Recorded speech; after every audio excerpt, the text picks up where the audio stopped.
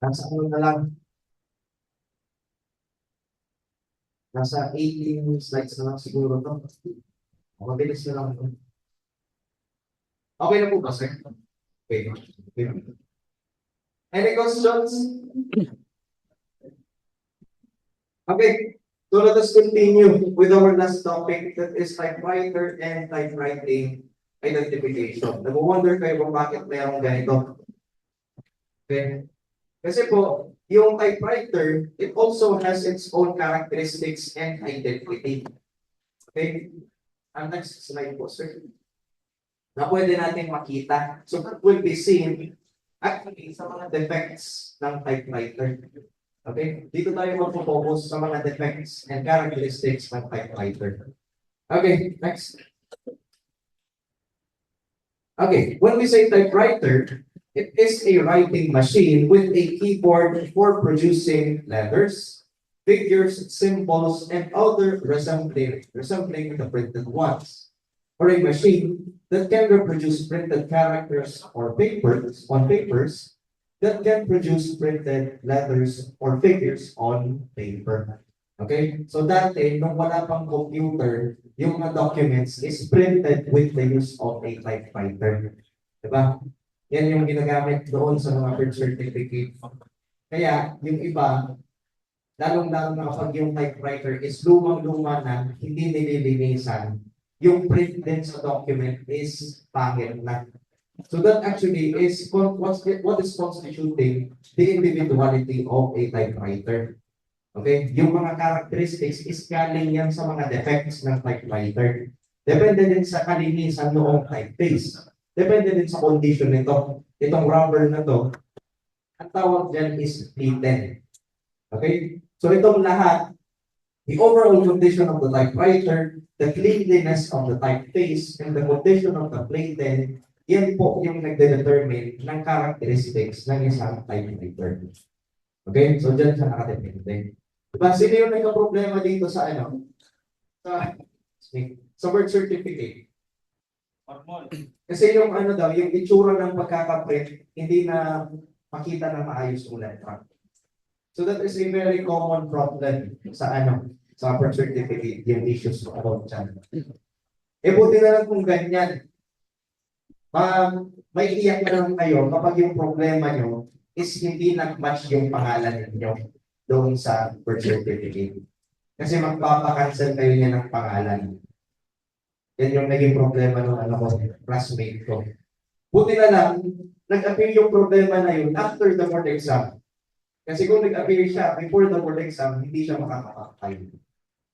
Kaya also make sure na kapag mag-prepare na kayo ng mga documents ninyo, dapat walang ganyan mga issues. Actually, yan nga yung ano, yung parang hindi ko mag-gets kung bakit ganun, pinapahirapan pa kayo pagdating sa credentials. Hindi na-realize ng mga teams na isa sa pinaka-stressful part ng board exam is ang pag-file sa examination. Filing, isa yan sa pinaka-stressful. Di ba? Kung nakapile kayo ng maaga, wala na saan kayo iniisip. Ganun yung nangyari sa amin. Actually, mag-delay na ako sana ng board exam, December 2023. But what happened was, na-delay yung pag-release ng credentials. Hindi agad na kompleto. Nag-release ng good moral yung din namin. Tapos na yung deadline. Sabi ko, hindi na kami mag-prepare sa dito. Eh yung PRC, nandun na natutulog yung mga magpa-file for the board exam. Last day ng filing. Saka lang nag-release ng good moral. Sabi ko, anong gagawin ko dito?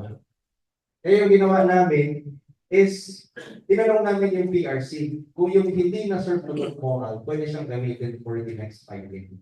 Kaya yung pagka-open ng filing for April, January 19, 2024 at 2023. Okay, doon. Nakapag-file ka agad kami. Kaya yun, wala na kami binumori about sa board exam, sa filing. Yung yung problema na lang namin is ang pag-review. So yun sana yung dapat maintindihan ng mga administrators ng school. Na pagdating naman sa mga credentials, huwag nang hihigpitan yung mga dadating. Ano na yung mga liability ninyo? Di ba graduate na kayo? Di ba? Wala na kayong mga back accounts. Wala na kayong mga balance. Bayad nyo na yan lahat. Kaya dapat, binibigyan na lahat ng papeles sa inyo. Di ba? Sana maintindihan nila na yung fighting for the board exam, isa yung sa pinaka-stressful. Okay? Kasi ang dami niyo pong iniisip. Supposedly, nakafocus ka din sa pag-review. Di ba? Okay. Next, let us proceed. So ito. Now, when it comes to the typewriter, dito tayo mag-focus. Okay? With the defects.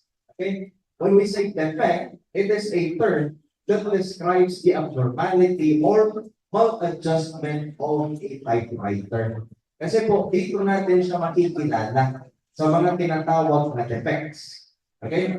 And when it comes to the defects, we have two types. Okay? That is transitory defect, and we have also the permanent defect.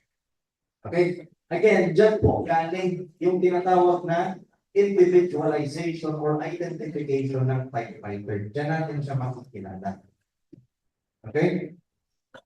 Now, when it comes to the defects, yung tinatawag kong transitory defect, as the term suggests, it is transitory or ano lang, kapag nililisan yung typeface, mawawala yung defect ng typewriter. Okay? Hindi siya permanent defect. Okay? So if it is any identifying typewriter characteristics which can be eliminated by cleaning the machine or replacing the ribbon. So an example of a transitory defect is yung clock typeface. So this is a common defects in this class.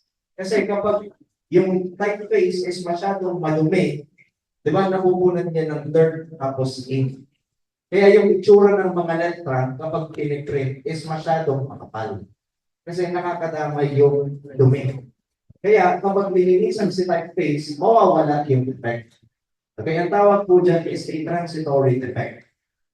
However, yung tinatawag na permanent defects, so this is now a characteristic of a typewriter that cannot be corrected by simply cleaning the typeface or ribbon, which is classified a permanent defect.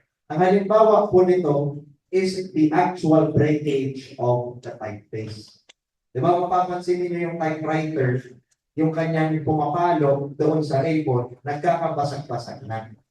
Okay, hindi mo na po yan maaayos just by simply cleaning the typewriter. Okay? Halimbawa, di ba yung typeface, meron siyang yung kanyang impression ng letter A, halimbawa ito, meron siyang mga basag-basag na letra. Okay? That is because of the use. Matagal na siyang ginagamit. Habang ginagamit yung typewriter, it produces more individualities. Doon nagkakaroon ng identity yung typewriter. So ito yung mga basag-basag na sa typeface. That is called actual breakage. That is an example of a permanent defect. Okay? Halimbawa, ng transitory defect, halimbawa ito yung typeface, pero dumi dito. Kaya yung itsura din ng printing is ganito din. Diba? Kapag nilinisan yung itong nandito na dumi, mawawala siya. That is only a transitory defect. But ito, na nandito, this is a permanent defect. This is breakage. Okay? Napuputol yung letra. The result, pag nakikita ninyo yung pumapalo doon sa papel, hindi na din kompleto yung letters.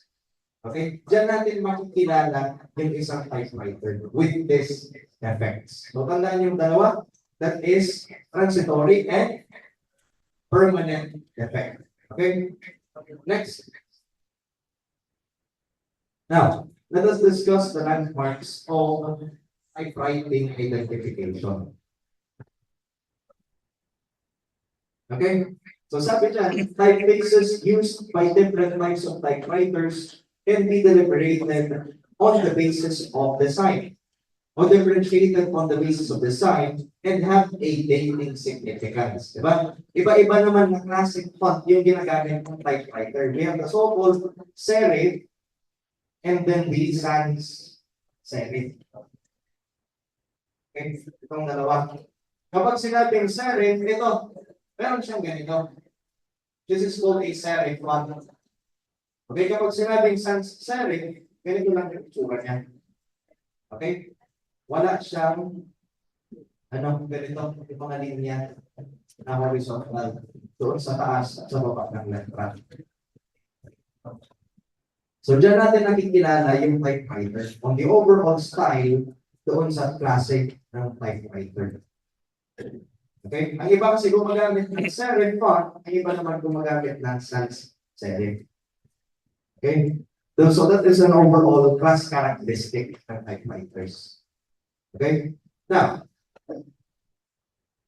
also, hindi lang dyan nakikilala yung typewriter sa presentation po tayo. So through the usage, typewriters develop individuality. But habang ginagamit natin yung typewriter, doon natin siya nagkakaroon ng individualities. Okay? Habang ginagamit, it acquires more characteristics. Typewriters develop individuality which can serve to identify the typewriting of a particular typewriter. Okay? Habang ginagamit siya, naluluma yung typewriter. Tapos, nagkakaroon ng mga ganitong breakage. And these types of defects, doon natin makita yung characteristics ng isang typewriter. And gradual development of typewriting, individuality, plus the ribbon condition, and then the typeface. So yan, isa to sa mga factors contributing to the identity of the typewriter. Yung quality ng ribbon and then yung cleanliness ng typeface. Cleanliness can be used to date a document, to fix it, a written period of time. Okay? So that can also give us the idea kung kailan to-reproduce yung isang document. And next, sir. Now also, certain defects and misalignment may serve to identify the type of writing of a particular machine. So ito yung yung isa kasing yung ibang klase ng typewriters, after their production or manufacture, meron na kaagad silang mga defects. Okay, inherent defects. Okay, na yung mga defects na yun, kapag ginagamit na siya, nadadagdagan pa siya ng panibagong characteristic. Okay? And then peculiar habits of striking the typewriter keys, spacing, arrangement, punctuation, mistakes, correction can be used to identify a typist or differentiate typists. Ito naman yung mga errors with regards to the striking of the keys, yung pagpindot, gagamitin naman natin yan para makilala kung sino yung author. Okay? Pero yung characteristics ng typewriter such as the breakages, the types of defects, makikilala natin yan or dyan natin gagawin yung identification ng typewriter. Okay? But as for the habits ng punctuations, yung mistakes, yung corrections, makikilala naman natin dyan yung author, kung sino yung gumawa ng document. Okay? And next. Now, what to consider? A typewriter coming out fresh from the factory already has some defects which give its own personality. Meron na agad yung identity kasi nga meron kaagad siyang inherent defects. Whenever the quality of the manufacturer, a typewriter is never absolutely perfect. Okay, meron kaagad yung inherent defects which can already be identified. And later, through the faults of the typists and also by wear, the typewriter will acquire a stronger individuality. Habang ginagamit natin yung typewriter, it will acquire more characteristics. Okay? Diyan na siya mag-acquire ng mga defects. It is either transitory or permanent defect, apart from the factory defect. Okay? Now the new defects, which become more and more prominent in time, it is now progressively overcoming the initial ones, which now becomes the identity of the typewriter. Okay? So yan yung consideration natin. The actual defects or yung factory defect, and then yung kanyang later wear and tear through the use. Okay, next. Sir? Okay. So ano ba yung procedure natin? May picture po yan, sir. Okay. Now, first, we will conduct preliminary examination to the question document. So, alamin natin kung anong klaseng model yung ginamit ng typewriter. Anong klaseng font yung ginagamit. And then, study the defects of the strokes which will distinguish the suspected typewriter from the others. Okay? Titignan muna natin kung anong klaseng typewriter yung ginamit. Kailan siya manufactured. Okay? Kasi that will give us the idea kung anong klaseng characters yung ginagamit ng typewriter. Kung serif or sans serif. Okay? Now, after the preliminary examination, titignan na natin yung mga defects. Okay, kung napapansin po ninyo dyan sa picture, itong letter A is mayroong breakage sa baba. Okay, and then nung in-examine natin yung typeface, nakita natin na meron pala siyang actual breakage. This is a type of permanent defect. Hindi mo na po yan maayos.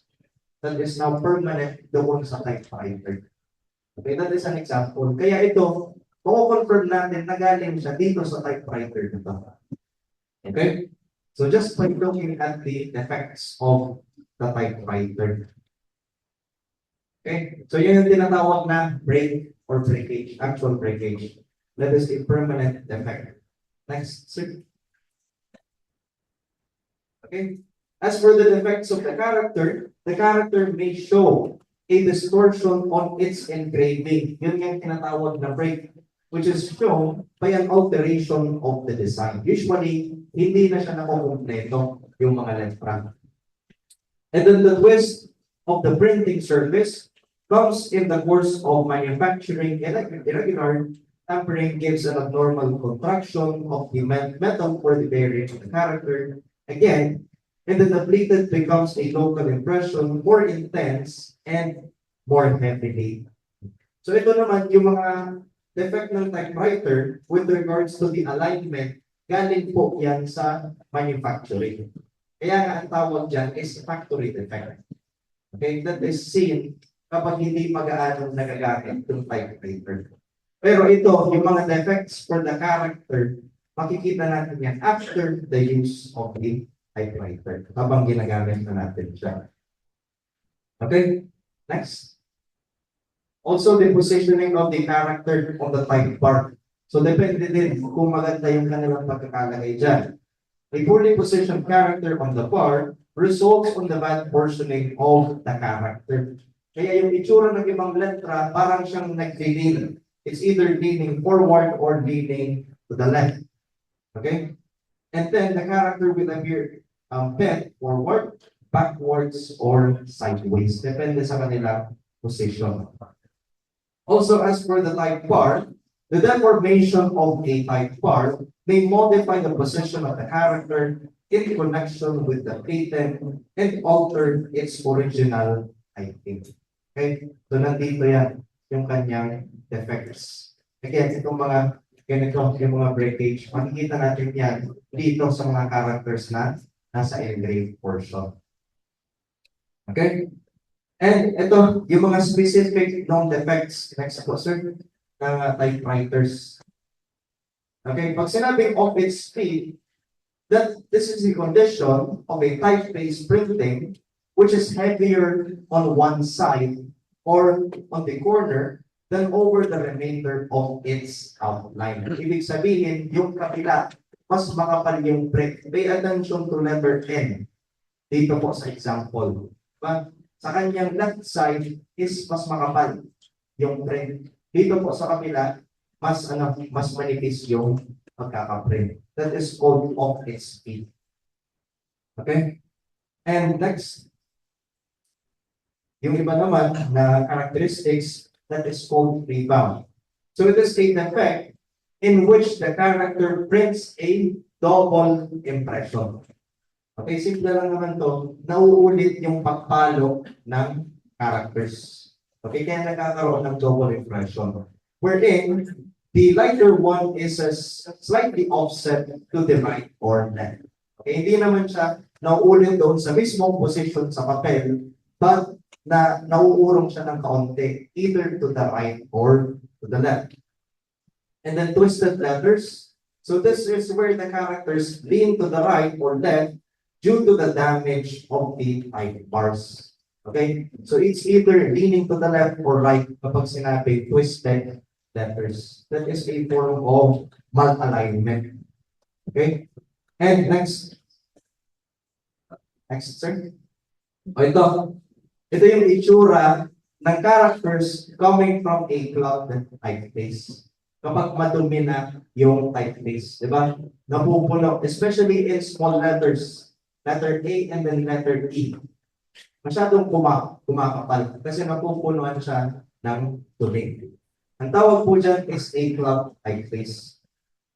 Now, with the use of a typeface, it becomes filled with lint, dirt, and then ink. Particularly in the enclosed letters such as O, E, and letter D, and then G. If this condition is allowed to progress without cleaning, there comes a time when the written impression actually prints the cloth areas on the solid cloth. So kapag hindi siya nilinisan, yung dumi, kumakapit din doon yung ink ng ribbon. Kaya yung itsura, masyado na siyang makapal. Okay, but this is only a form of transitory defect. Kapag nilinisan po ninyo yung typeface, mawawala yung ganitong impression. Okay? And next, alignment defects. So meron tayong dalawa, vertical misalignment and then lateral. Okay, simple lang naman yan. Pag sinabing vertical alignment, supposedly ito yung center ng printing, so nabiprint siya either above or below its proper position. Okay, hindi ito matama doon sa proper position yung typeface. Kapag naman lateral or horizontal misalignment, this is where the character is either printed right or left of its proper position. Okay? Nausog siya either sa left or sa right. Okay? So yan lang naman when it comes to the question document. Next po, sir. Na presentation na. Hindi na natin sasagutan yung review questions. Let us proceed with... gusto niyo sumagot? Sige. Let us try. Sayang naman. Okay. Sige. What kind of a document which is executed by a private person without the intervention of a notary public? Kapag without, that is?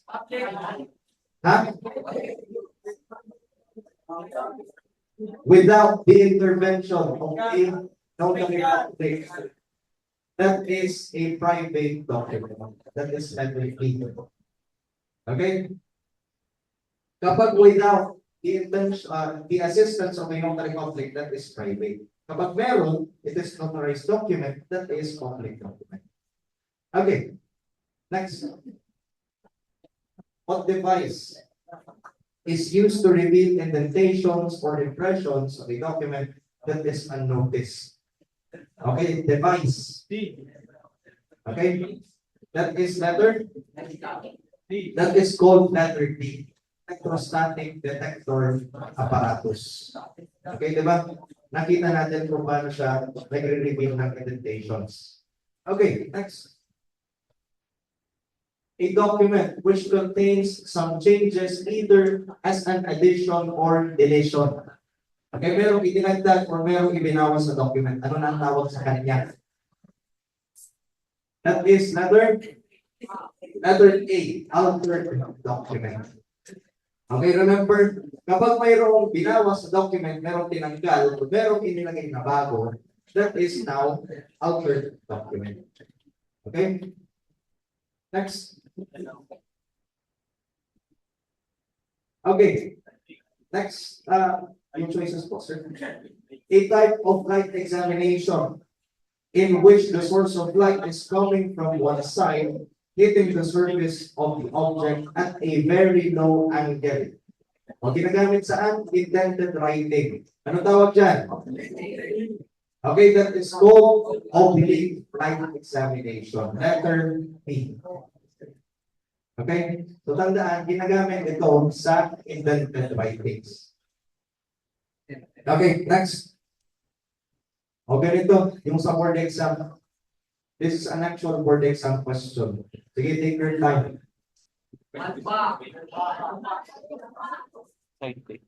Okay? Galing ka. O, anong sabi sa question?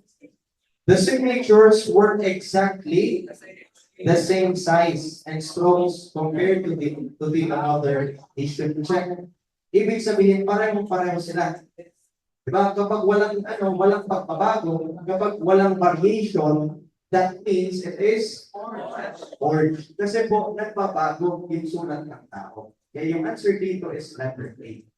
Okay, nagsusuperimpose yung dalawang perma. Okay, next. O, ito pa. This is another board exam question. When the two sets of writings or signatures are exactly superimposing, pinagpatong mo yung dalawang pirma, the result is pareho pa rin. Okay? Letter A, one of the sets is the result of disguised handwriting. Letter B, one of the sets is the result of simulated forgery. Letter C, one of the sets is the result of trace. Letter D, freehand. Okay? Again, pareho yung kaya nung pinatong sila, pareho din yung result. That is letter C, trace of forgery po yan. Okay, para din lang naman yung sa previous question. Kasi pareho sila ng shape. Okay, next.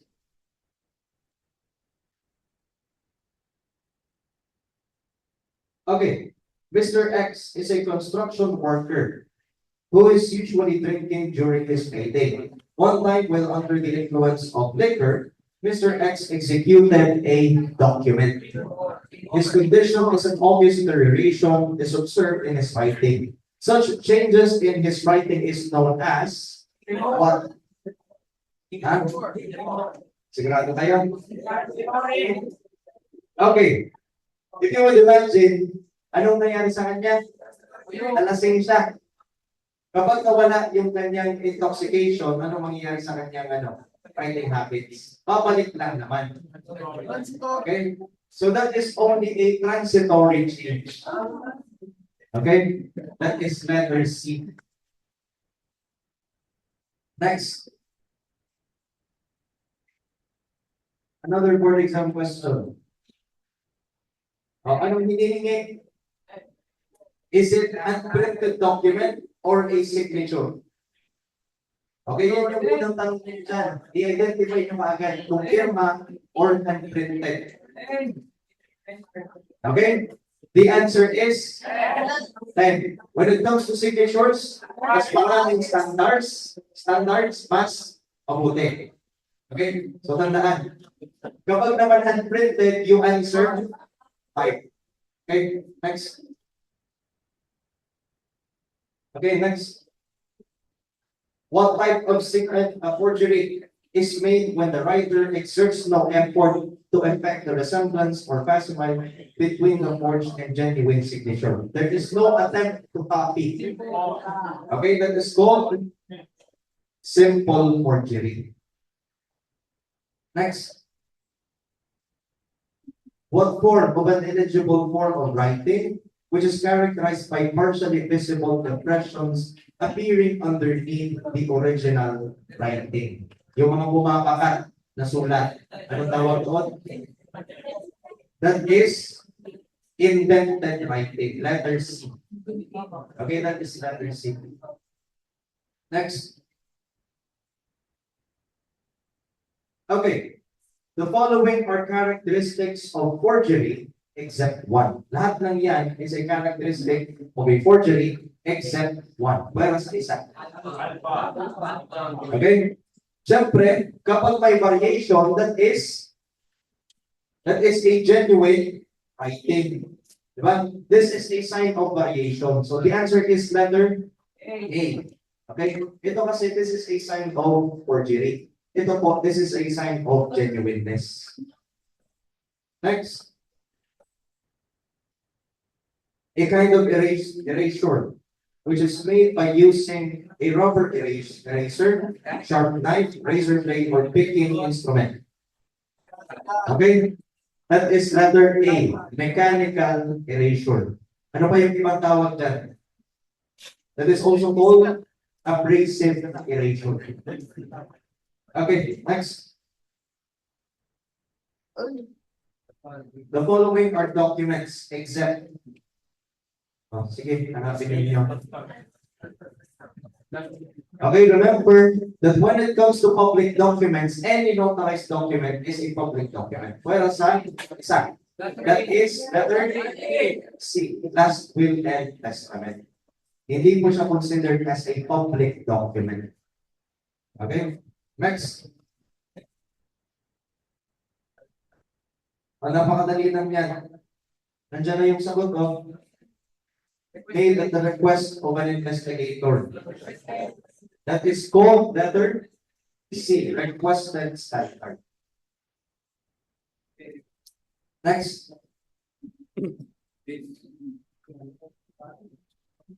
Next, sir. It is a classification of a document which is issued by a public official in the exercise of the function of his office. Okay, that is called official document, letter B. Okay, mga ganyan lumalabas yan sa board exam. Types of documents. Okay, next. As an examiner of a question document, how would you describe the interruption in a stroke caused by removing the writing instrument from the paper? Okay, removal that is called pending, letter A. Okay, next. Now, this movement may be categorized into hesitating and painful due to weakness and illness. O, ito na yung sinagot niya kanina. Okay, that is called tremors, letter A. Next. What is a modern term of a handwriting specimen obtained personally from a known source that can be used by the examiner as the basis of identity and non-identity? Di ba ang tawag dyan is letter? Huh? That is called letter D, exemplar. Okay? Letter D. Okay? Next, may next po ba, sir? Okay. All handwriting contains or exhibits certain identifying properties of elements that can be used by examiners to identify the author. These elements are also labeled as. Okay, so these are very specific or personal characteristics. Okay, this is the basis of identification that is called individual characteristics. Okay, so this letter A. Tapos tayo sa question document. Standby lang muna kasi isa-set ko yung sa lie detection. Wait na nga.